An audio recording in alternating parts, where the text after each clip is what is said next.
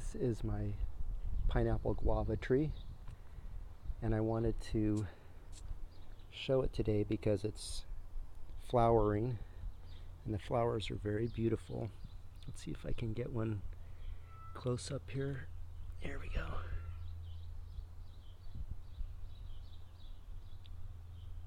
So pineapple guava is not actually a guava, it's called feijoa, but they look like little small guavas, and they taste sort of like pineapple. This is a perennial. It holds its leaves all year round. Let's see. Getting kind of caught up on my apple tree as I walk around here. Here's some more flowers. As you can see, they're just spectacular.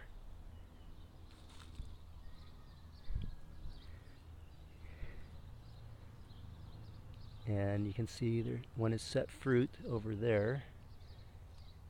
And I just saw a couple other fruits. There's a fruit right here. Now, can't see it there. Here's some more flowers up here. It's kind of like the 4th of July. And these fruits will be quite expensive if you go to the farmer's market.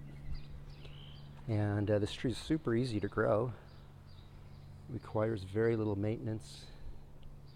It's not picky. And it's a slow grower, but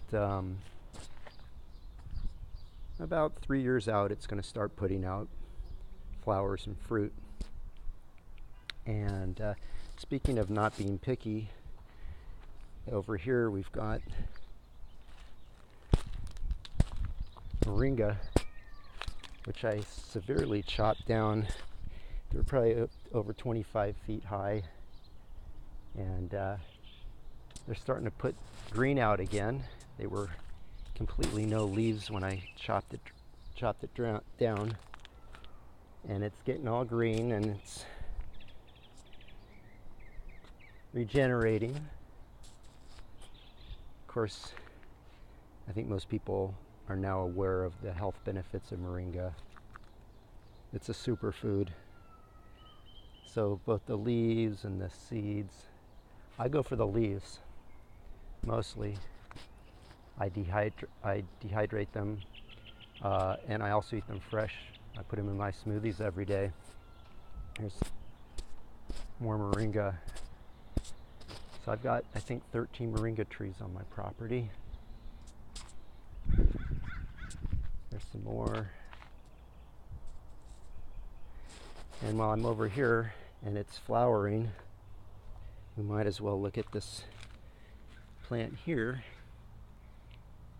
And this is milkweed. This is what monarch butterflies really love. So I think everyone should be growing this because the monarch butterflies are in severe decline and heading towards extinction if we don't do anything soon. And so go get yourself a packet of seeds.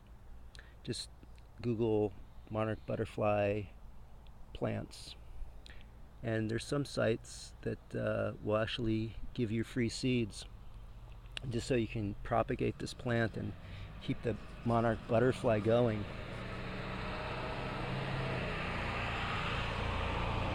Flowers are just really, they look like fireworks exploding. And there's different kinds, and different kinds are suitable to different environments. This one seems to grow really well here. If you go onto that website where they have the free seeds, you'll see whichever, you can pick whichever seeds and plants will grow best in your environment. And you can get them for free if you need a handout, a little help. However, you can also make a donation and get the seeds, and that donation will go towards helping out the next person who can't afford seeds. So I think that's a great thing to do, is There's some new ones growing down here actually. That's pretty cool. So that just coming up from seed from last year, and so there you go. And this one here. Oh, here's pineapple. Speaking of pineapple, I've got pineapple guava coming back here. So I mean not pineapple guava, pineapple sage growing here. So this is a sage, and it's really awesome. I mean, it you pick the leaves and they smell very much the fragrance of pineapple, and I feel that this one you need to keep watered pretty well. And I'll make another video when the flowers are coming out, but it's a really nice plant. And this one